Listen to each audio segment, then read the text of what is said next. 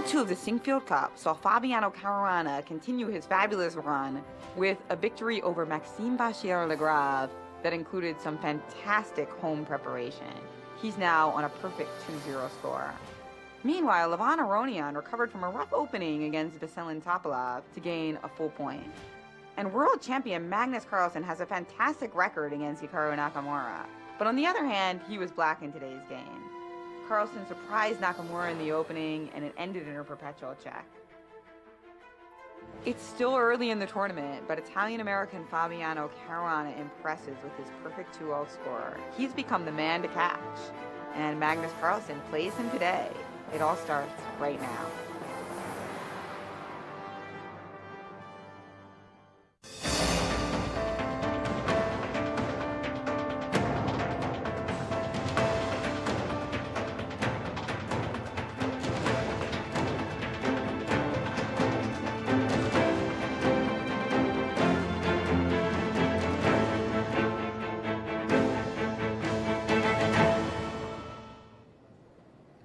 Hello and welcome to another exciting day of the Sinquefield Cup. We are coming at you live from the chess capital of America.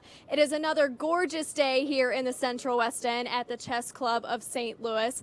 But I know you guys are ready to get this action started, so let's head down to the studio with Jen, Yasser, and Maurice. And here we are at round 3 of the Sinquefield Cup in St. Louis, the strongest tournament in chess history. We are getting started. The players are arriving for the round 3 games. You see visitors coming in to the capital of chess in America for an exciting weekend of chess. It's going to be packed this weekend. We encourage you guys to come out if you have a chance. Absolutely. There's great stuff going on here in St. Louis. That's right. I'm Jennifer Shahadi, and I'm here with Grandmaster Yasser Sarwan, and we are going to be giving you the lowdown as every day. Round 3, if for round 2 is any indication, we've got our work cut out for us. Without question. I'm still recovering from round 2. I was studying the games, and I still can't make heads or tails out of the game between Caruana and MVL. Today, we got some great matchups. Yeah, let's take a look at the standings first. So Fabiano Caruana, the man to catch on a perfect 2-0 score. 1 point for each ice bucket, if you will. Levon Aronian, 1.5 after winning his first game in the tournament yesterday against Topalov.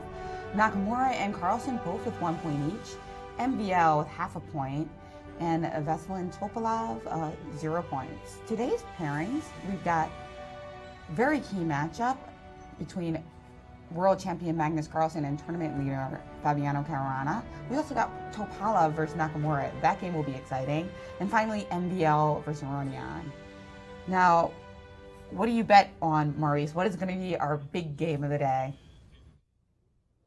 Well, once upon a time, Magnus Carlsen could bet that he was the youngest player in the competition, the upstart trying to prove to the older rivals that he belonged. Well, he's now the veteran, and he's being chased by the younger by 1.5 years, Fabiano Caruana, who has been proving himself, has broken into the 2800 club, is now second in the world, and is standing at 2 points in this competition. Their head-to-head matchups have been interesting. No doubt these two players know each other well. Carlsen has the edge, of course, at 5-3, but that may not last for long the way Caruana is playing.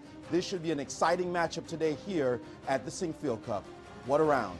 Back to you guys. Yeah, I'm going to be really excited to see how that game starts. You know, of course, in Carlsen's last encounter with Caruana, he won on the black side as a Scandinavian. So. Right. Now he also gets the white pieces for the first time in the tournament. Absolutely. And although we are going to overuse the word critical, in many ways, this round 3, is a critical round. First of all, Magnus needs a victory to get himself to become the leader. Fabiano has an opportunity to run away with the tournament with a victory. And furthermore, Vasilin Topalov, having lost his first 2 games, he's got a bullseye on his back, and Hikaru Nakamura knows that, and when there's blood in the water, the Sharks are going to attack. So I see very important games of those 2 players as well. If Topalov, on the other hand, were to win the game, he would suddenly be at 1 point, tied with Nakamura, and Hikaru would be feeling that his tournament has been ruined by losing to the tail ender. So vital matchups even early as round 3 for the Sinquefield Cup. That's right, and we're going to have some interesting openings as well, I think, in this round. What do you think Veselin Topalov is going to play against Nakamura? I noticed that Nakamura actually played a French recently in the Olympiad against Peter Lecco. Yeah. And part of me is thinking maybe this game will be a French. Yeah, wow. I would see Topalov not necessarily for choice in terms of playing e4, but let's suggest he does play e4. I see Hikaru saying, okay, since you've lost your first 2 games, I'm going to play the Najdorf. The Sicilian, Yeah, the Sicilian Najdorf, and really try to make us as complex a game as possible and hope that the miscalculations that are afflicting Topalov continue. And pleasing the commentators, no doubt. No doubt. We love to see Najdorf. Wide open game with all kinds of tactics. That's the best. And Topalov will probably be pretty happy too because he's an expert in these Sicilians and he has a lot of fun in those games. Expert, yes, and quite the black player too. I mean, he enjoys playing the Sicilians. In any case, wide open c4, e4, d4 for Topalov. Hard to guess all of these players. Now, in the game between Max and Levon, that game too, Levon won, hoping that he could keep up his success. And MVL, we need him. Well, he's come to this tournament extremely well prepared. And it seems more so with the white pieces than with the black pieces. All right, so today, what do you think we're going to see in that game then? Do you think we see Berlin? I think we might see some, no, Berlin, no. I kind of thinking we might see some very, very sharp semi-Slav. I'm not saying the Botvinnik triangle, but Botvinnik pawn sacrifice, pardon me, but I would lean towards a d4. But again, it's very hard to guess. Well, even Topalov, we don't know whether he'll play e4 or d4, as you mentioned. Yes. Right? So we predicted him to play e4 in round 1, and we were wrong about that. Right. So anything could happen there. And then Carlsen Caruana, of course, we'll be intrigued to see how that opening shapes up as well. These guys play a lot of fighting chess, so many decisive games. Absolutely. Well, in that match of the heavyweights between number 1 and number 2, what Maurice was mentioning is that they've played 14 games and have had 8 decisive results. Normally speaking, when 2 top grandmasters get together, the likely result is supposed to be a draw. Well, 8 decisive games out of 14, it's clear that these 2 players like to go toe-to-toe. That's right. And I think that shows a little bit about the changing direction of chess, right? I mean, lots of initiatives in recent years, anti-draw initiatives, have really kind of sunk in, so that's really just part of the great players' fibers to fight and fight and fight. Absolutely. And this new generation of players is basically making my generation of players a little bit embarrassed by the fighting spirit that we see at the very highest levels. It's fantastic, indeed. And, you know, it interested me yesterday that Magnus Carlsen, he is not the type to dish out compliments if he doesn't believe them. He's more likely to make a sarcastic joke if he doesn't feel like making a compliment, right? Okay. And then you can figure it out yourself whether it's real or not, right? Right. Whereas yesterday, glowing words to say about Caruana, said, "This is my World Championship challenger." Yeah. He was very clear about it. And the ratings, by the way, Maurice and I were discussing that in the last few months. The gap between number 1 and number 2 has actually closed by 20 rating points. And it's a very lucky thing and for Magnus that he won in Tromsø. Otherwise, the gap might be just closed by 30 rating points. Now, if you are wondering who Nakamura is, you can tell from the webcam shot because he's wearing a shirt that says Nakamura. Very helpful, no? It looks like Indeed. he's got a lot of sponsor logos. Oh, well, maybe just the shirt. Red Bull, he's got a Red Bull, yeah, and he's drinking Red Bull again. Recently signed a sponsorship, and of course he's also sponsored by the St. Louis Chess Club and Certainly. resides here. So, Absolutely, certainly. very exciting. These guys are going to get underway in any minute, and I just can't wait to see the openings. If you guys want to chime in, especially at the beginning of the games, hashtag Sinquefield Twitter. and we will try to, point out your comments and questions. Like in the past, we've gotten comments by so many grandmasters and top players, so it's always great to have your say. Absolutely. Yeah. Yep, tell us what you think. Hashtag Sinquefield. And here we go. Magnus Carlsen versus Fabiano Caruana. Waiting for the opening. So what's your bet here? E4, D4? E4. I see Magnus, world champion Magnus, playing one E4 in this matchup. Remember in round one that Levon Aronian was white in a Slav defense against Nakamura. That's a variation that Topolov's a real expert in. So I might guess that Topolov's going to go for D4, lean towards D4 and try to get the Slav defense positions that he knows so well. Interesting. And when Magnus, if Magnus plays E4, do you think he's going to play Aurora Lopez? Yes, I think he would defend with a classical king pawn defense. Hard to say exactly where he might go. He likes to play Caruana, that is, the white side of the Berlin. Well, and he won a game against Magnus, actually, on the white side of the Berlin. Precisely so. So I don't think it would actually be a Berlin. Something a little bit more like a Breyer. And there we have the handshakes and the clocks have started. And right away, I do believe we have seen E4 by Magnus. Just waiting for my board to confirm that. Yeah, that's right. We see this webcam shot. It does look like a double king pawn indeed. Knight F3, and there is a small chance maybe. Oh wait, is that a bishop C4? I think that's a bishop C4. No, those are the two queens behind the clock at the moment. So I believe Knight F3 is the last move. Is the best move. The last move. Okay. Last move. I apologize. So probably the best move, right? Maybe. After two. No, I was right. E4? It was bishop C4. E4, E5, bishop C4 was played. Okay, So not the best move, just kidding. Just the last move. Okay, it's the bishop's opening. Not even Knight F3. No, it can transpose into lines with Knight F3, of course. Of course. But bishop C4, and definitely not a Roy Lopez. Exactly. And adroitly avoiding the preparation from Magnus last round, right? Don't play G6 now. Knight F3 with the attack on against the pawn has been played so routinely.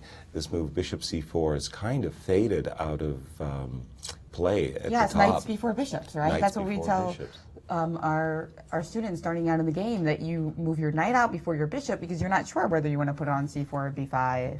It might change depending on what your opponent plays. Well, there we go. Well, obviously the bishop C4 setting up for early attacks against the pawn on F7. So Carlsen making an error in the second move. Yeah. Just kidding. Well, tell him you're available for lessons. I mean, when you're not coaching Rex, you'll take on the world champion. You also said Knight F3 was the best move. I stand by that. But okay, mixing it up early. Let's take a. It's very important because getting that psychological edge. We've seen that a lot in this tournament. I mean, remember MVL playing the Scotch against Magnus and almost befuddling him. Right. Magnus had to work very hard and use a lot of his time in order to find the correct defense. And then, of course, Fabiano Caruana, crystal clear example of beautiful home cooking that led to a victory yesterday. Yeah, and like I was saying when we started the show, yesterday I was really looking deeply into that game of round two, and I still can't make heads or tails of it. I don't know what's going on. Great and interesting game, and we do have a couple more moves here, Knight F6, D3, and now I do think this increases the chance that it's going to transpose to something on the tamer side. It depends whether white plays F4 or ends up just putting his knight on F3. Maurice, what do you think?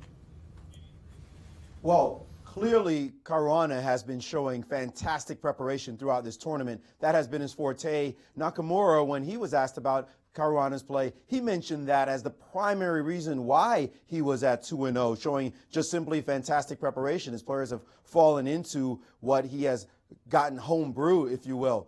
Well, we also know that Magnus Carlsen is not a player who loves theory, who loves to go into main lines and dig deep for novelties. He will play anything. He'll put any piece down on the board. You see him play sometimes even random moves. So you look and say, what's the point of that? And his whole reason was to duck the preparation of players, and that is because he knows when the game starts to heat up, he can take you long and deep into some end games where his incredible skill will win out. And that's what he plays for. So don't be surprised if you see a very slow developing game from this one with Magnus looking to win. Remember, their average wins between these two players, 55 moves. So we'll be here a while as Magnus seeks to put that boa constrictor on his opponent. Guys? That's right, Maurice. In fact, Magnus said yesterday that when he played this G6 move against Nakamura, it was precisely because he didn't want to just go in for those mainline Berlins, which certainly Nakamura would have thought was a likely possibility. Right, right. Well, in what the situation that Caruana is facing right now is he can go into a very, very forcing sequence of moves that basically starts with c7, c6, knight f3, d5, bishop b3, where it's black establishing the classical pawn center early, and it's black trying to seize the initiative. The reason that And white it's captured bishop b5 check. That's a line as well, right? Normally they don't let trade the pawn on e4 for the pawn on c6. Because you just have bishop d7, okay, right? Yeah. So black in this situation, so pardon me, white in this situation, this is justified tactically because white is putting very big pressure against the f7 pawn.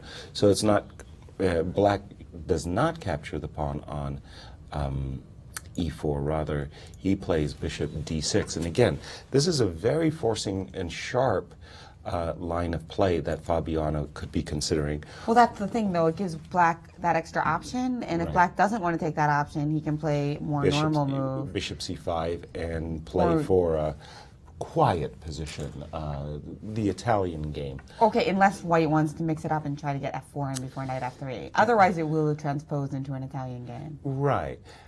This option really is frowned upon, especially now that the bishop is on the c5 g1 diagonal. White's king can get into trouble after, for example, a sequence of moves that goes like this: takes, takes. And if you take, look at white's king. May not be the most comfortable king in the world. After castles, rook e8 check, bishop g4, and knight takes d5 allows blacks to seize the initiative early, and that's not what Magnus would like. And So indeed, f4 we is got, too ambitious. Indeed, we got actually a knight. We got this the variation you were referring to, c6, followed by knight f3, d5, and bishop b3. Right. So just to point out, after knight f3, d5, taking on d5, Oh yes, take on d5. and now after bishop b5 check, it looks like you can just play, well, a number of things, but bishop d7, and now you don't have time to take on e5, and after bishop takes d7, knight takes d7. And black nicely protects the pawn on d5 and is a happy camper. Here black is probably more than equalized. That's right, because we just got the center. And we've lost time with our bishop. We've moved it once, twice, thrice, and simply traded it. So that's why the main move is to play this bishop b3. And now Fabiano has replied with a check, bishop b4 check, at what moment? after bishop b3. Oh, this has already been played. And now, instead of capturing, which is not good, he's played bishop b4 check. That's a surprising check. The idea is to encourage c2, c3, and rob white of the possibility of knight c3. So let's just say that, for example, after the normal continuation, bishop d6, in many variations, white plays the move knight c3, putting pressure against the pawn on d5. So here what we see is this move, bishop b4 check by Fabiano, and after the move c3, then his intention is to drop back and therefore deny white the opportunity of developing his knight to its most natural square, knight to c3, which would put pressure against the pawn on d5. An interesting little subtlety there by Fabiano early. Shall we go around Look the at that horn? little kid writing down all the moves. He doesn't know. He knows that they're on DGT, but why not just write it down, just in Right. case? Or Practice his your chess notebook. notation. Not only that, but then you can get the players to sign your score sheet of their game. Shall we just take a look at the Topolov-Nakamura game? Because I think that, Okay, too, is going to be a very sharp So we did see E4 from Besselin. Right. And it looks like we got some kind of anti-martial on tap.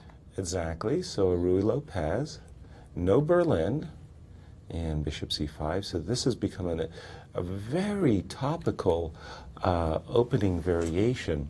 And Nakamura has played it quite a number of times and done fairly well with the black pieces. And not an anti-martial, in fact, more just a Roy Lopez with the slightly unusual early bishop c5, rather than the old main line where you would stick the bishop on e7 instead. Right. So Hikaru's going for a much more active bishop. Now the line that I know goes castles, d4, bishop drops back to b6, and there's a long variation where black sacrifices this pawn on b5. But again, this is a very sharp line that Hikaru's played very well. Yeah, it's an interesting decision to kind of put your bishop on that side of the board because, of course, it's more active, but white gets a little bit of time hitting it with d4. And then furthermore, if white ever gets some initiative on the king side, that bishop is no longer guarding the dark squares. Exactly. So I just point out a tactic that I fell for when I was coming up the ranks. I thought to myself, well, isn't this sweet? I'm just going to grab this pawn on e4. I was such a happy guy. Bishop d5 is not too thematic. That's the problem when there's a winning move that is never normally played. Right? That was like the cold shower move. Boy, that just woke me up. It's like, oh, I hate that. And with this move, bishop b5, attacking two knights at the same time, I was forced to give up a knight for two pawns, and it was insufficient, and I lost with black. So that was a good lesson learned. I never fell for that cheapo again. And how about Levon and Max? What is going on in their game? That game. What was that? Another? No, we didn't predict one move correctly. I think we got a d4 opening, starting with knight f3 though. Right. So opening move, knight f3, d5, g3, g6, bishop g2, bishop g7, d4, c6. Now, I'm wondering about that move because it doesn't seem like that's a required move, so to speak. C7, c6 is the type of move you usually play after you've castled and played knight f6. So there's a very specific reason why Levon played it. I think it must be related to the idea that after c4 takes, black has opportunities of trying to keep his extra pawn with b7, b5. Let's see what actually happened.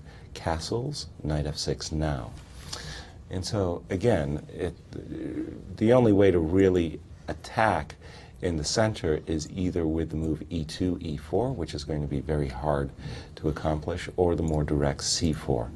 So let's just take a quick look at what would happen if black tries to maintain the pawn on c4 for a quick second. Something like this. And so now I'm hitting the c6 pawn, so...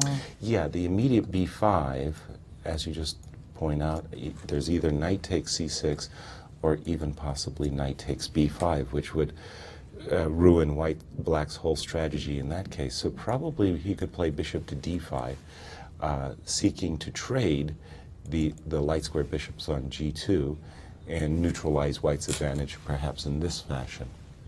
Right, okay. And then we would have to decide whether or not to try to just grab that pawn or play f3. Yes, exactly. So bishop d5, f3. Now we can go for this b5 move, and we're going to get a very topsy-turvy game going on in this case because black has snapped a pawn off the board, but maybe he's facing some severe attack over here on the king side based on f4, f5. Or white could just play the tame captures on c4 and a bunch of pieces will be traded, and it will be very uncharacteristic of other Sinquefield Cup games. Yeah, true that. So let's just see what Magnus has done. And Magnus did play, he fell for it, so to speak. He played the move c2, c3, which is a very natural move. After all, not only are you blocking a check, but you're picking picking up a tempo against the dark squared bishop with And this that's move. why you rarely see this move in e4, e5 openings, right? Yeah, the because- c3 is usually helpful. Precisely. It's a move that you as white are usually trying to get in, so when your opponent encourages the move, it does make a strange impression. Magnus followed c3 up with the move bishop g5. But it has been played by many strong grandmasters, including Geary, who actually was the one to challenge Fabiano Caruana to the Ice Bucket Challenge. Yeah, and, So, and I Dutch think grandmaster. right. I think Fabiano is very happy for the challenge because it really seems to have invigorated him, hasn't it? Bishop g5. Invigorated, yeah. Welcome up, cold shower, right? Cold shower. Bishop g5. As we see, the knight on f6 protects the pawn on d5. So And here's the vitals on Fabiano Caruana, 2801 rating coming into this tournament and up to 2808. fantastic, just simply fantastic. Born in America, American-Italian, Fabiano feels right at home here in St. Louis. He's played a great event so far. So at the But moment, he pointed out yesterday in his post-game interview that he also started 2-0 in Norway. Yes. And ended up, I don't know if collapse is the right word, but yeah, he faded. He ran out of gas at the he end. lost a couple games and just ended with an even score, I Right. believe. So that was a painful memory. So trying not to get too excited about being 2-0. Yeah. And Magnus pointed out that tournament as well, too. Exactly. Well, that was a key event in the young career of Fabiano. You go out to a massive plus score, let's say, early, and you're feeling really, really good, and your confidence gets shaken when you can't hold the lead. And it's similar, for more symmetry, he played Magnus Carlsen in the third round of that tournament as well, although Yes. it was a draw. Yes, the same as here. Interesting, isn't it? Bishop g5 by Fabiano, now by Magnus.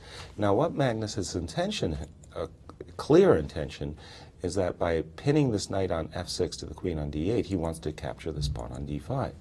And now Fabiano has a decision to make. If he trades on e4, releasing the tension, the resulting position, while it's very symmetrical, is actually favorable for white. If you compare, for example, the role of these two bishops, the bishop on d6 versus the bishop on b3, bishop on b3 is more active, the bishop on d6 has a defensive, is playing a defensive role. Also, from white's point of view, he may very shortly play the move knight d2 and knight c4, picking up a tempo against the bishop on d6. So from black's point of view, that trade is something that he would prefer not to engage in, and maybe he should play the move bishop e6, maintaining his central pawns. Topalov battle, and Lawrence Trent, international master, who also does a lot of commentary. Indeed, In he's fact, excellent. he's going to be commenting on the Millionaire Chess Tournament with Oh, Grandmaster wonderful. Maurice Ashley, I believe. And he pointed out a game from the Olympiad. One of the bright spots in Nakamura's tournament there. Wasn't thrilled with his result, especially losing in the last round, but he did win this nice game against Rustam Kazimjanov. Right. And that was in this line. He was actually playing white then, though. That Same is line with a bishop c5 or Lopez. Right. So colors reversed. Hikaru showed how to win it with white, and he's now playing it today with black. So the current Well, you see position. a lot of that in this tournament, right? Like people playing openings that they enjoy for both colors, right? Yes. Because the understanding is, of course, deeper if you play it for the opposite side as well. Exactly. And you're playing a position that you've obviously analyzed to a great length. So Hikaru feels that he understands the position so well enough that he can play it for both sides. So keep those comments coming to our hashtag SyncCup. We are going to take a quick break and be back for more on the start of the exciting action, day 3 of the SyncCup.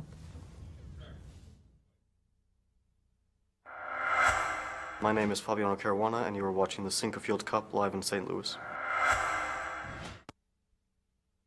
Welcome to the world of the surreal. You take the blue pawn and return to the comfortable world of chess tournaments as you know them. You take the red pawn and I'll show you a chess event beyond your wildest imagination.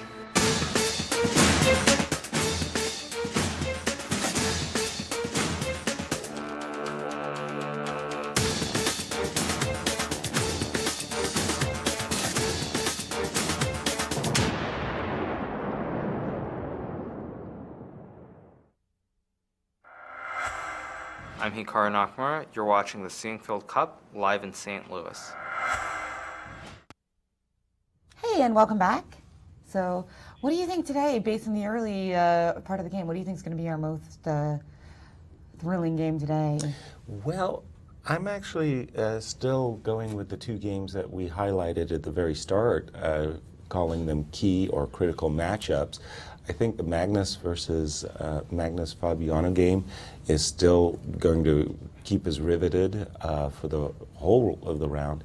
And the Topalov-Nakamura game is still a heavy theoretical dispute, and we'll see which player comes best prepared with a novelty for that game.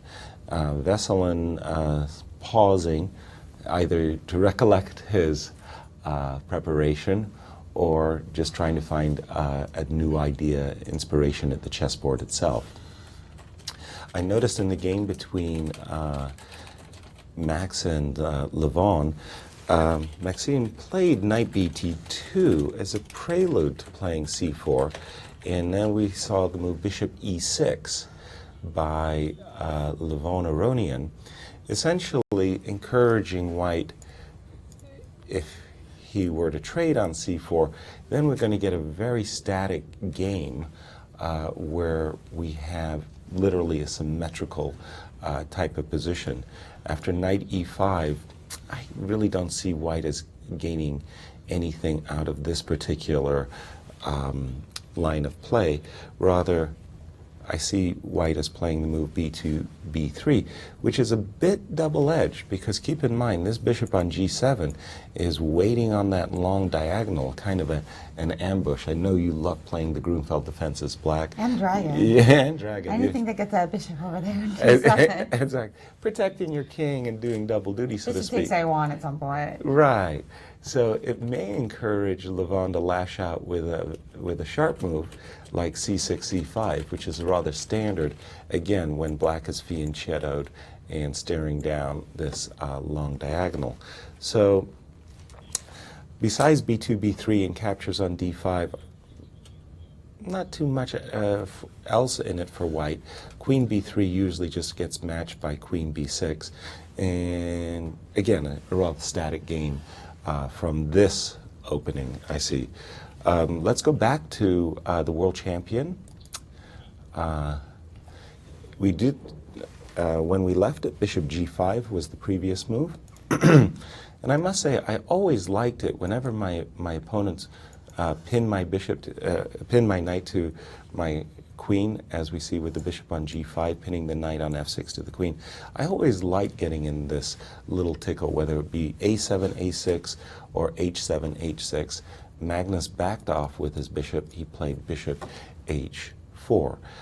Just a quick note that the move g5 is kind of a strategic suicide, advancing on the wing too early. Well, yeah, we saw G4 in previous battles in this tournament, but they had a lot more pluses. The problem here is you can't really see the positive of this move, right? Well, it doesn't, like even in Topalov's game against Fabiano, right? Mm-hmm. G4 was securing the f5 square, stopping f5, so it had a lot of logic to it. Whereas Right. here it's just all bad news. Well, except for Except the for very winning a pawn, the very right? specific idea of winning a pawn, but there's But no win you of a can win it, pawn. yeah. I grab it right back with bishop takes e5 and all. And then f7 is going to be hanging after, well, Right.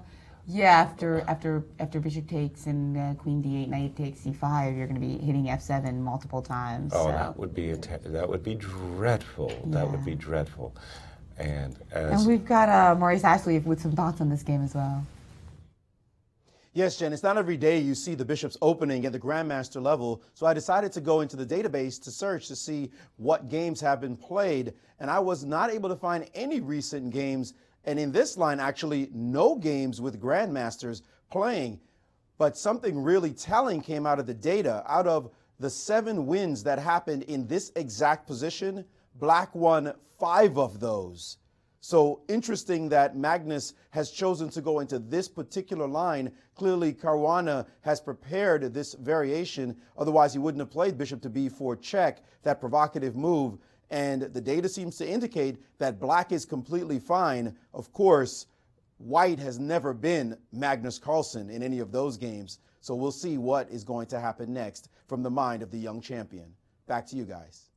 That's a remarkable statistic. I would have never guessed that Black was doing so well from this rather tame position. In fact, I actually have a preference for White's position, and we do see this move Queen E7, by the way, from Fabiano, getting his queen off the D file and making added protection to the pawn on E5.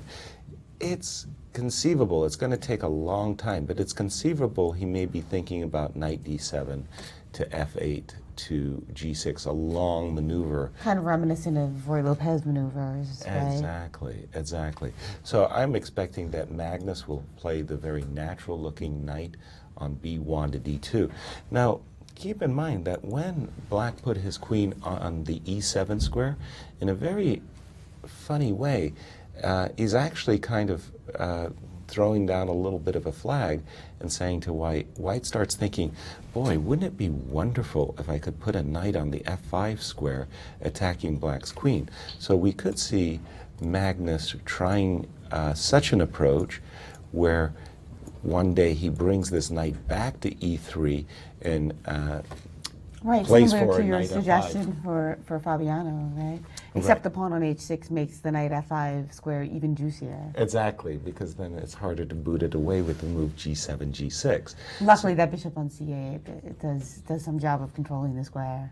And let's see it from Black's point of view. From Black's point of view, when Black plays the move knight B8 to D7, he would like to bring his knight on C5 because he's got a natural target in this bishop on B3 and trying to chase that bishop off an active, effective diagonal. So still, while I do prefer White's position, at the moment I think Fabiano can be pleased with the outcome of this opening and the key game. From Fabiano's point of view, it would be just wonderful for him to make a comfortable draw with the black pieces. That's right, and he doesn't seem too frazzled by this either. Of course, he couldn't have expected it, but he seems to be playing pretty confidently despite that. And he has played the move knight b8, d7, by the way. And let me just go to, once more to the game. I'm keeping a careful... just to review the times, I mean, he's only used a few more minutes than Magnus, and of course, considering the fact that there's no way he could have predicted this opening, that's saying something. Yeah, it's a positive, without question. And again, when you're black against the world champion, one of the things that you really want to achieve, and especially so for Fabiano, is a stable position. And in a way, the position's rather symmetrical and therefore is rather stable. So I think Fabiano is pleased, even though he was surprised by Magnus's choice. And we've got Grandmaster Ben Feingold. Wonderful. He's doing some live commentary over at Leicester Sports Bar. Yes. The best sports bar to watch chess in America. So come on down, and right now he's with Grandmaster Maurice Ashley. He gets the cushy job, Jen, with all the chicken wings and food over there. Welcome to the show, Ben. Thanks, Maurice. Thanks for having me. Well, what do you think about today's round? First of all, let's start with the key matchup between number 1 and 2 in the live ratings in the world, Carlsen and Caruana. Yeah, actually, I've done a lot of commentary here at the Chess Club, and we always say when the game starts out with fireworks, sometimes it fizzles to like a perpetual check. And when the games start out like they're starting today, fireworks happen later. So right now, I think all three games are sort of stayed, but I think between moves 20 and 30, we're going to see fireworks. And again, Carlsen tried to get Fabiano of his preparation, but it didn't seem to work out very well. I think Fabiano equalized pretty easily. It's amazing this kid, Fabiano Caruana, is playing so confidently. And even in lines you think, no way he's well prepared here, he's showing that his range is tremendous. You know, when I walked over here from Leicester's, I passed his second, and he seemed very happy, talking, smiling with everyone. So I guess he's pretty calm about this position. Clearly. Well, let's get to another game that does seem like it could get very interesting. The game between Topalov and Nakamura. Already an Archangel variation of the Ruy Lopez with lots of action going on. Nakamura has been on both sides of this position before. He seems to play well. And this can be a very interesting line because potentially black can sacrifice a pawn and get sort of a kingside attack in like the main lines where white's playing knight a3 and taking on b5. And it seemed like Veselin wasn't as well prepared as I thought he would be. He thought a while and played sort of a solid H3 instead of a more mainline. And he's been taking more time, and he's just trying to get some position where, Hikaru didn't prepare a lot and play some aggressive line. I think Vesselin's not very confident right now about his tactical calculation ability just this event, and he's trying to keep the game more calm and maybe hope that Hikaru falls on his sword thinking like, okay, I have to win this game. I'm playing Topalov and I haven't won yet. And maybe he's trying to be a little more calm today. It seems like all the players are being a little more calm, but if you're going to have white in this kind of position and you're not going to try to get an advantage, I think that's the players of black are going to be pretty happy today. I would think so. What about this next game? This really has started out very slowly. The game between Maxim Vasilograf, who lost yesterday, and Aronian, who surged with a win. We didn't know this with Bishop E6, and we looked in our database and noticed that a fellow Armenian who also lives in Germany, Melkumian, has played Bishop E6. So it seems like this is an Armenian move, not a very common move. And, Vasilograf didn't seem too surprised. He's just playing very solid today. I think some of the players are a little scared today because of what happened yesterday. There was a lot of decisive results. And I think Magnus might be just a little afraid of Fabiano today, not wanting to go into somebody who's just on fire and just keep the game in calm waters.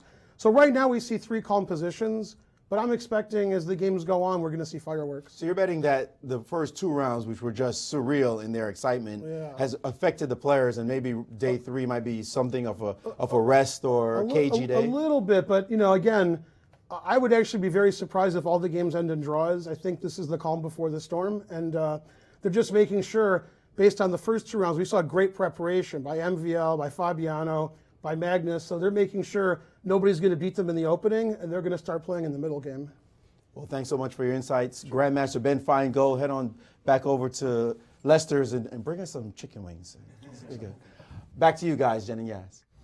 Sure. That's right. Perfect things for commentators to wear, right? So we can get all over our jackets. Yeah. Buffalo sauce. There we go. But thanks to Grandmaster Ben Feingold, we also have a pair of commentators at the World Chess Hall of Fame. Ian Rogers We've got, and yes. Alejandro. Actually, Varuja Jacobian. Oh, Alejandro's over at Lester's. Pardon me.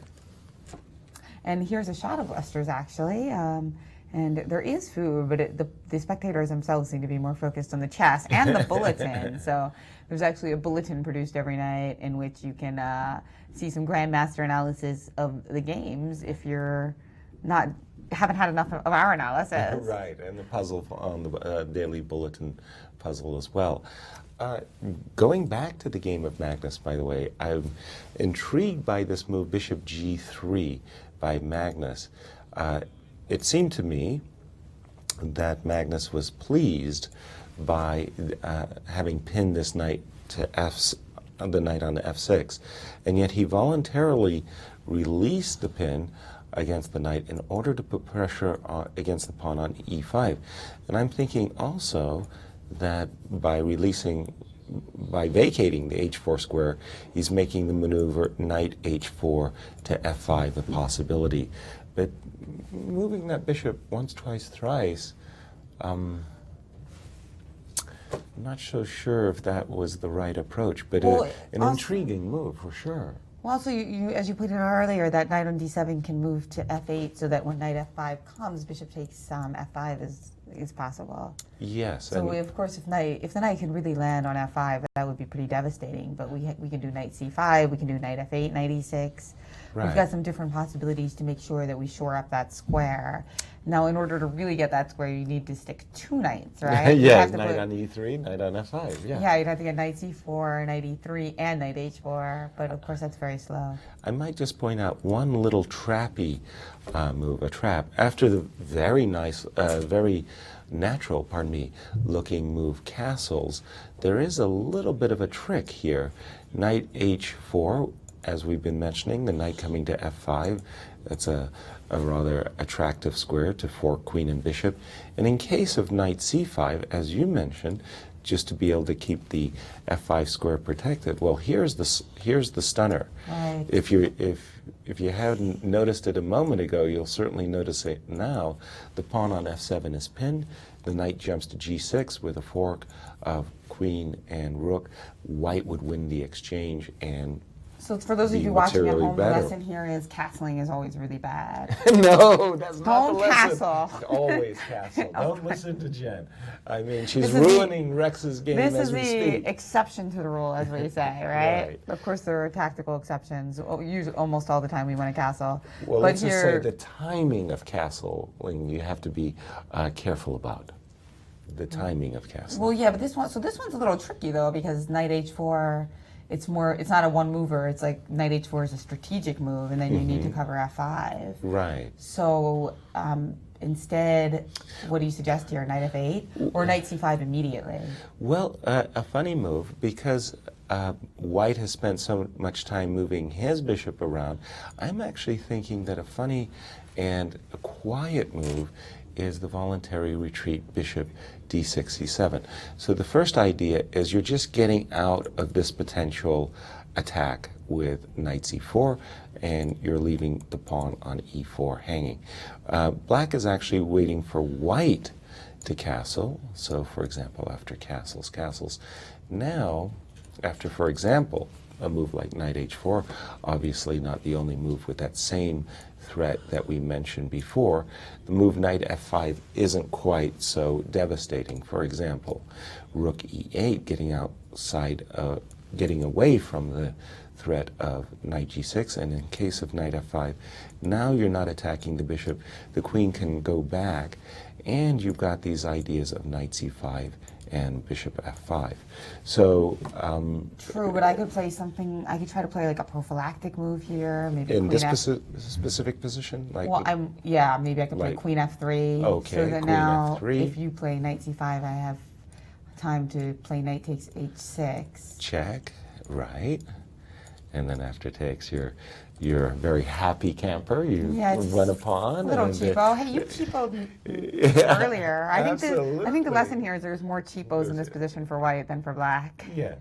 Right. But okay. And we've got actually something from this game as well, I believe, from Grandmaster Maurice Ashley. Oh wait, maybe a different game. What? Some interesting game. Right. Well, just a quick note. It looks as though it is Magnus who has made the first new move. Bishop to g3 was not in the database before. Castles was, queen e2 was, but his bishop g3, as you pointed out, yeah, is a strange move to your eyes. Well, strange to everybody else who has seen this position before. Bishop to g3, the novelty. Caruana has responded with bishop c7, as you mentioned, so we'll see where this game goes, but now we know that it is now in new channels. Guys? All right, so a fun strategic / tactical battle here. There's going to be a few little tactics on tap, and it'll be fun to see how these guys maneuver their knights. We're going to take a quick break and be back right. for more from the third round of the Sinquefield Cup.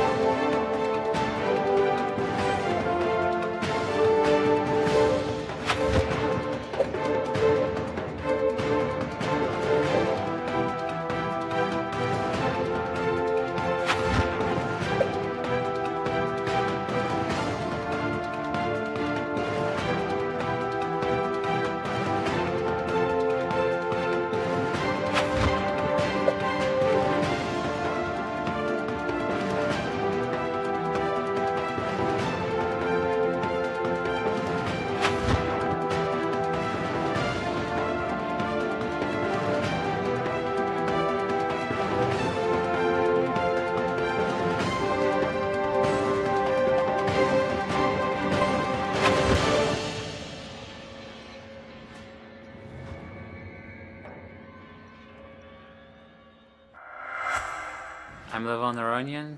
You're watching the Sinquefield Cup live here in St. Louis. Wow, what a marvelous clip there. How many super grandmasters or chess personalities and GMs did you see in that? I saw women's world champion Alexandra Kosteniuk, former world champion. Right. I saw a lot of Hikaru, of course. I saw you playing Blitz, That's Jen, right. in there. I was playing hula chess against Bruce Van Goletiani as well. Who won? In hula chess? Yeah. You got to keep the hula going while you. Right, exactly. I mean, You can't make a move when your hula has fallen, can you? well, I mean, it's one of those things where the idea is that hula hooping and dancing and music, things like that, are not as hyper competitive. So you're combining a zero-sum game with an activity that's not a zero-sum game. But because you're a chess player, you immediately think win and loss. Right, for sure. And in hula chess, both are winners, you mean? Exactly. Wonderful. Exactly, because you're burning calories, you're using your brain. You know, Women's- competitive mind and the artistic mind, Right. merging. And that's what the Hall of Fame is kind of about as well. Yeah. Getting more people into it. And we also saw the merit badge festivities when Now- that was launched a year and a half ago. Now that's what I really wanted to mention, is because back in the 1970s I was growing up in chess, and we were trying desperately, the United States Chess Federation was trying desperately to get a merit badge for the Boy Scouts of America, and couldn't do it. And really, once again, a great shout out to Jeannie Sinquefield for having made that possible. That was just an enormous breakthrough. And of course, our two boys. great popularization of chess. And to get back to the games, Grandmaster Sure. Maurice Ashley has something for us in the game between MVL and Aronian.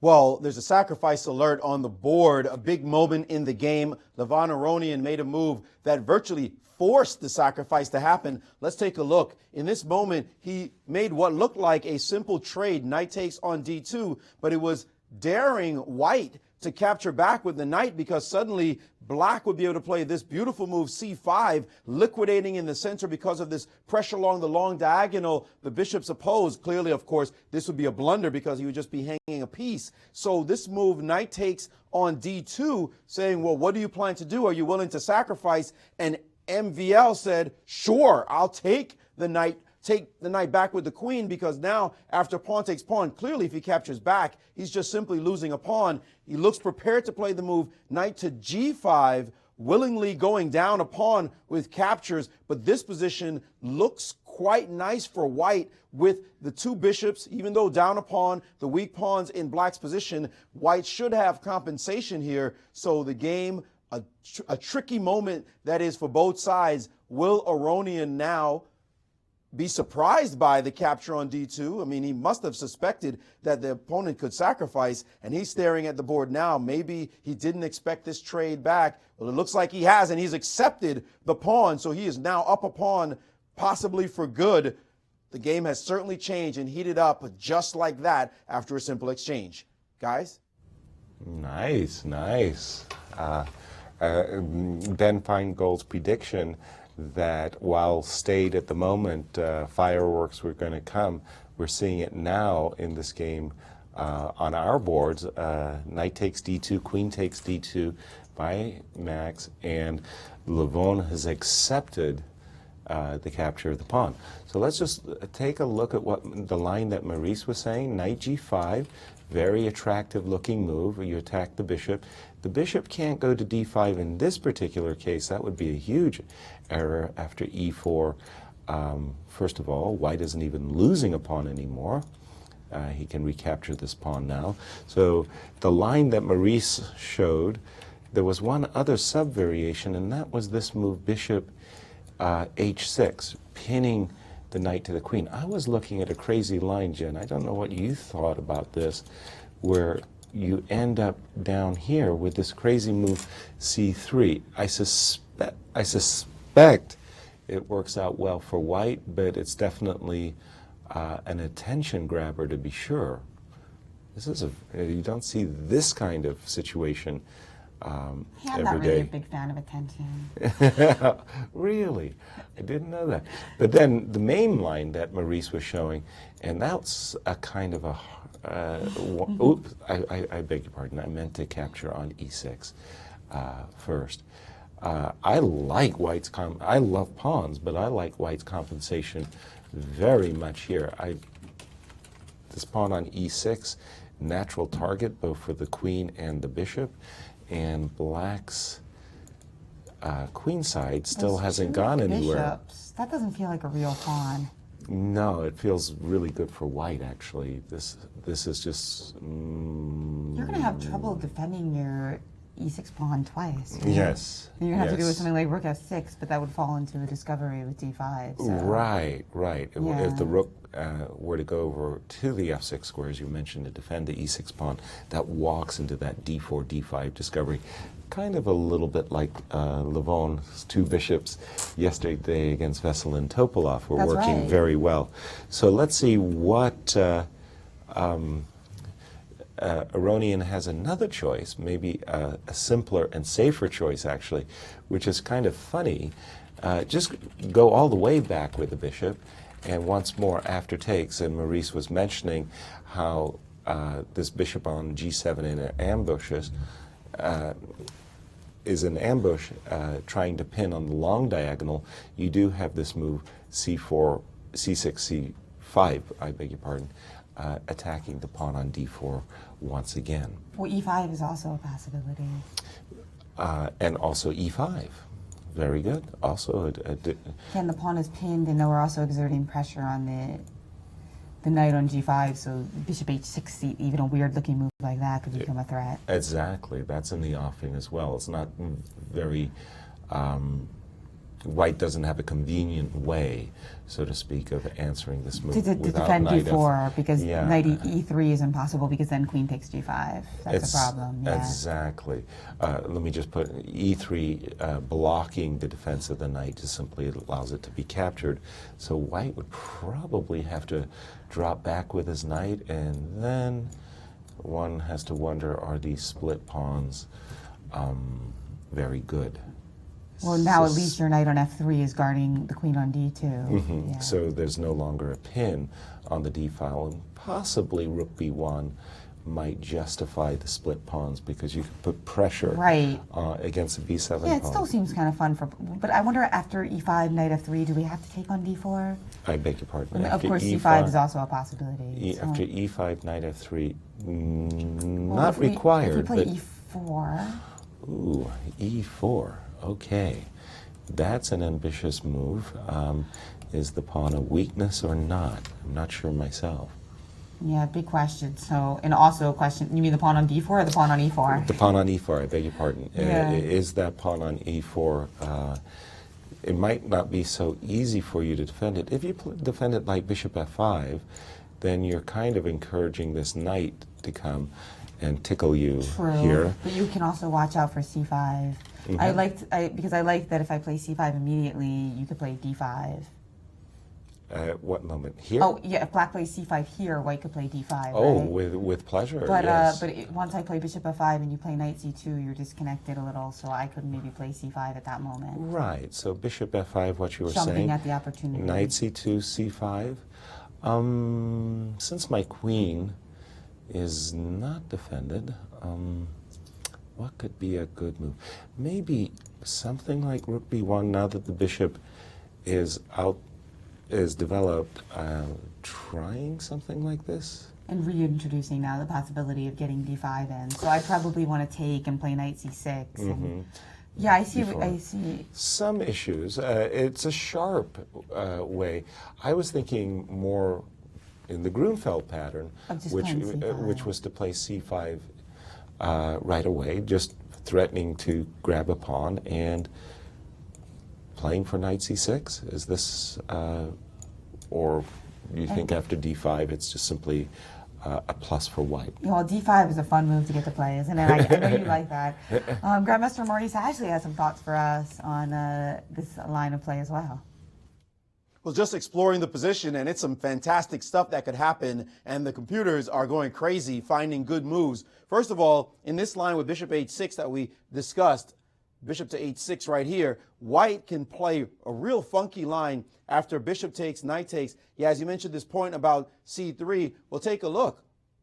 Ignore the attack on the bishop, and allow this position to happen. Can you imagine? Well, the bishop could go to c1 or c3. I just like this move just optically. The problem is this knight can just come back and go to c4 and then pick that pawn off. So that pawn has no future whatsoever. But going back to the game, after d takes on c4, white did play knight to g5. And now Aronian said, I like pawns. You can have your double pawns. But there's an issue here. After knight takes, pawn takes, it turns out that black does not have to capture back. Looks like the screen doesn't like my fingers, so I'll just go that way. Pawn takes. After black captures back, white doesn't have to take on b3. White has a very interesting move at this moment, the move queen to b4, sacrificing 2 pawns, going 2 pawns down temporarily, but threatening to shatter the structure right here on b7. And now black has to defend this pawn somehow. Queen b6 doesn't quite work because white is threatening in many directions, including the e7 pawn, also hitting the e6 pawn, and white is jumping all over black in this position. So queen b4, is this a move that maybe Levon overlooked after the move queen to c7, then queen takes on b3 instead, and now he's eyeballing the e6 pawn. His bishop can go to h3. Even if the queen were on d7, this kind of pincer attack is possible. So it may be that Levon overlooked this move, and he could be in a little bit of trouble in this position. We'll see what's going to happen in a moment. Wow, the old Zwischenzug gets him every time. Queen That's d2 right. to b4. That's a very powerful move. Nice one. I noticed that Maurice, one of his favorite puzzles is the retrograde analysis. I would ask Maurice, if I gave you the pawn on b2 as black, I would ask you, how the heck did you get your pawn to b2? And if you came up with the correct answer, you deserve your Grandmaster title, definitely. I'm not sure I'd be able to do it, is the point. Well, once they give it to you, they don't take it away, right? Yes, it's for life. It's for life. Kind of like that. We have a puzzle of the day. I saw a graphic there that was I think coming that was up. a little preview. Oh, I think we're going to get to that in like 5 minutes. It's a taster for us. Oh, that was Not a great. mistake, just a preview. And we do have intriguing moves are happening all across all the boards. Show us Magnus Caruana. Well, I was mentioning, we'll just go back a moment, the move bishop g3 kind of looked strange to my eyes, and as Maurice has explained in his 3 million plus databases, games, this move bishop g3 is a novelty in this ancient line. Bishop c7, I like this cagey move by Fabiano. And then castles. Remember I was saying that black is waiting for white to give the address for his king, and suddenly, bang, knight h5. We both want to put our knights in those f4, f5 squares, F4, right? F5 squares, or even, and in this case, remember we were talking earlier about the g7, g5, and how that wouldn't work very well? Well, in this case, now that white has already declared where his king is going to reside, now the move g5 is actually justified, especially as it costs several tempi, and after bishop And it's nice that you haven't castled yet, because otherwise knight takes g5 would be a feasible idea. Exactly. And now after bishop g3, things could get very heated very early here with this king on g1. I like these flank attacks.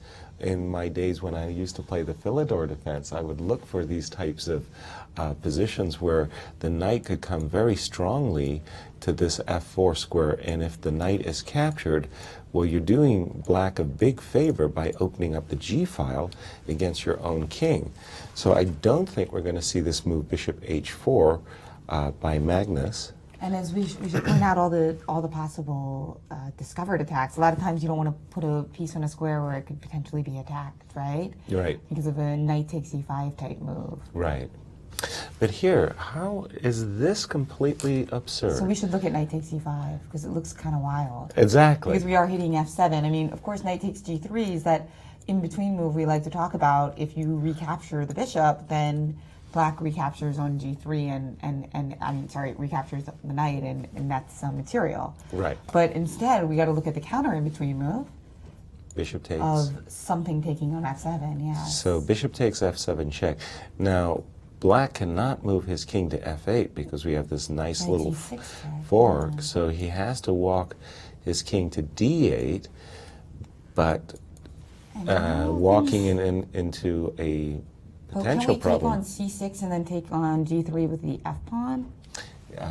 Come again? I want to take on c6 and then take on g3 with the f pawns, defending my bishop on f7. I got you. So something like this, and the body count is 2, 3 pawns. 1, 2, 3, 4. 1, 2, 3, 4. They don't give 5, you your 6, GM 7. title for counting. No. No, it's three pawns for a piece, right? 3 pawns for a piece, and the black's king is stuck on the But on center. the other hand, our pieces aren't really primed for attack, are they? They're That is not really true. crawling all over you. Mm-hmm. And there's the potential for bishop a6 gaining a tempo against the rook. That could be a little bit awkward, Jen. Could I do something better than knight takes c6 maybe? Let's back up a couple moves. Okay. So here, I play knight takes c6 here. What other possibilities do I have? You have this one, I've knight got knight g6. g6, yeah. So that in case of captures, you've got to say the knight stuck in the corner. But like you say, opening up the rook, that has great merit. Queen takes, and again. And now we've got a two- rook for 2 pieces. We've got a rook and 2 pawns for 2 pieces, right? Right, but that king on d8 is looking pretty nice target. It's just Yeah, this one I like better, of course, because the material, instead of a piece for 3 pawns, it's a rook and 2 pawns, right? yeah. For 2 pieces, so. Yeah, and this I'm beginning to think that this could actually work out in White's favor, simply because Black's king is still in the middle of the board, and White has a nice-looking attack here, I must admit. So let's. After knight to h5, I wonder. Can we how grab much the pawn? time you spent on that move. Let's take a look on chess 24. You actually spent only 2 minutes. On knight h5. Yeah, So you he wasn't figure- too worried about this move, knight takes something we're missing e5. here that is Let's easier? see. Let's see. Well, again, the obvious discovery against the knight. We're looking Is at there knight anything takes with g3. knight takes e5 and bishop g4, maybe? Ah, you mean the queen being Yeah, trapped? I think that's that's- probably why. Because I'm like, how can you analyze all that in 2 minutes? It doesn't make any Exactly. sense. But It if you seems- see the fact that White's Yeah. queen is getting trapped on h5 square, Because then bishop takes f7 doesn't seem to change anything. You can just take with the queen. I mean, I was trying to distract your knight, or right. or even even king f8. I was just thinking that the queen remains trapped even after this and then loss of the meanwhile, pawn. queen h4, you have the g5 in the position, right? G5 is usually a very good move when you get a queen for it. Right. Exactly. Okay, so process of elimination. I was like, there's no way Fabiano put knight h5 right. and Going into calculated those- all those variations in 1 minute. Or 2, no. Yeah. But he did see the queen trap. So knight takes e5 is not on White's agenda of possibilities. So what else could White possibly do? How about this? This is a kind of a strange move. How about knight h4, returning the favor? And first of all, obviously, we do open up this attack against the queen, the knight, I beg your pardon, with the queen. And we're angling for knight f5 ourselves. Interesting strategic fight over the f4 and f5 squares by both players. Would you imagine knight coming to f6 so that you could keep this square protected for a moment? Yeah, that seems like an interesting idea. And now again, remember that castling leads to this knight g6 tactic that you mentioned earlier. Right. So castling short is out of the question, but maybe Fabiano is happy to go. Well, actually, now he could castle short, but he could also castle long. And when the kings are on opposite sides of the board, as we know, it really leads to wild, open, attacking chess for both We players. definitely expect this to get fun. Yes. We got some news from another game. Maurice Ashley with some thoughts on the Topalov game. Yes, Jen, talk about fun. The game that Nakamura and Topalov are battling right now is something that has been seen before, by Topalov himself. He played this game way back in 1997 against Alexei Shirov, but it was a rapid game, and look how the game went. It proceeded exactly as these players have now. We have this exact position on the board, and in this position, Shirov, that is, played the move c5, and after bishop to g5, h6, bishop to h4. Does this remind you of anything? g5 was played in that game, so we see this thematic in the Ruy Lopez with h6 and g5, and Topalov, not one to back down, sacrificed on g5, and the game went crazy. Actually, just to show a couple more moves, b3, bishop d3, c4, and e5, and that game just exploded, ended up in a draw. Well, what's happening now in this game? We could go to the game between Kulots and Grandmaster Kulots from Greece and Fabiano Caruana himself. He's played this position just 3 years ago with the black pieces, and after this move, knight b1, Nakamura's move today, rook e8, Caruana's move from back in 2011. So homework has been done by Nakamura, and it is now up to Topalov facing this move for the first time to show what he potentially has prepared. Guys? Thanks, Maurice. Goes to show how closely they follow one another's games. Hikaru playing an idea of Indeed. Fabiano Caruana. And we have a turn over at one of my favorite places in the Central West End, Q Boutique, and that is the gift shop at the World Chess Hall of Fame. I hope she's buying something nice. Taryn, what do you got for us? Hi, Jen. Yes, we are here at the Q Boutique in the World Chess Hall of Fame across the street. I am here with Brian Flowers. He is the store manager and buyer, and he's got a very special piece right here for us. Brian, do you want to tell us what this is? Sure. This is a brand new chess set to Q Boutique. This is from Perling. They are a London-based luxury chess company. They've designed this beautiful board. It's called Dark Chess. It's a handmade illuminated board, and on top we have some lacquered pieces in burnt orange and white. Complements the set very well. Also has a dimmer on it, so you can set the mood however you like. Very nice piece of chess art here, definitely at Q Boutique, as well as our other selections. And definitely encourage everyone to come down and check out what we have. Sure. Can we test it out? Can we dim it a little bit? See how it works? Sure. Very cool. Yeah, it's very striking. And the way that the pieces are illuminated, it gives the illusion that they're actually levitating. So very impressive that this is handmade. Even the pieces are hand carved. And we are the first in the U.S. to carry this line from London. Mm-hmm. Wow, awesome. Is there anything else here in the boutique or the Hall of Fame that people should know about? Absolutely. In addition to the Sinquefield Cup, we also have 3 beautiful exhibitions that revolve around art and chess. And then we also have all kinds of chess memorabilia, World Chess Hall of Fame souvenirs, and we also have just general gift and decor. So we're a great place for holiday shopping, great place for gifts, whole 9 yards. All right. Well, thank you. As you guys can see, there's a lot of great pieces in here. They actually have won several awards and have been noticed as one of the best kept secrets in St. Louis. So you guys should come out and check them out. Oh, thank you, Taryn and Brian. I've already checked them out every single time. Remember, I buy something for myself or for a friend. There was one holiday season where I think I bought all of my friends a piece of jewelry from the Q Boutique. Very cool. I was in there the other day. I actually bought some postcards of the Chess King.